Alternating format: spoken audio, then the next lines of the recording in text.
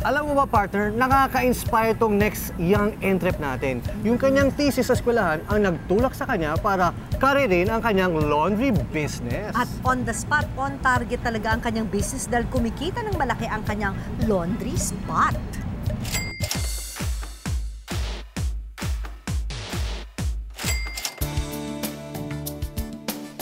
Bata pa lang, pangarap na ni Richard Yu na maging business tycoon balang araw.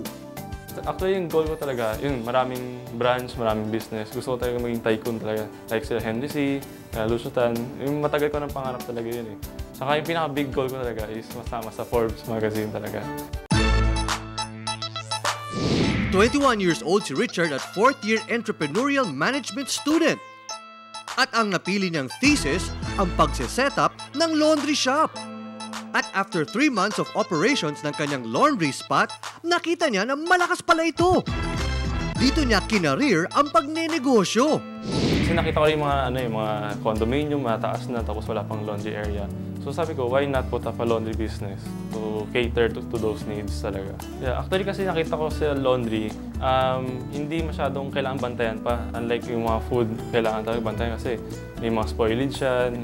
Nag-market research talaga ako eh. So tinignan ko yung mga competitors, yung mga customer, nag-survey kasi ako para nakita nila yung price namin is very competitive. Hindi mataas, hindi mababa. Kasi while studying kasi, I'm also working student to save for the capital. Pero ngayon kasi nag-expand kami. So, yung mom ko tumutulong for Angel Finance. First month to second month, nag-double yung sales namin eh. Sobrang lumakas talaga sales namin. Gusto ko kasi magandang ambience. So, una-una yung renovation. Tapos yung nag-start kami, 2 washing machine muna, tsaka 2 dryer. So ngayon, after ilan months, after 3 months, nakita namin sobrang lakas yung market. Bumili kami ng industrial na front-load machine. Very idealistic at organized si Richard. Kahit neophyte, pinakita niya na madiskarte siya. Sa susunod na linggo, huhusgahan na ang abilidad ni Richard sa negosyo sa pamamagitan ng oral defense. Para sa kanya, pasado na siya.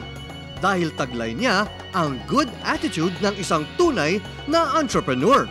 Nothing is impossible talaga. Kung may pangarap ka, talagang gawin mo kahit na bata ka or kahit or matanda or handicap. Basta kung may pangarap ka, gawin mo. Tsaka take action. Tsaka keep on improving. Kasi kung improve mo sarili mo, tapos yung business mo rin, yung mga customer mo, talagang pupunta sila dito.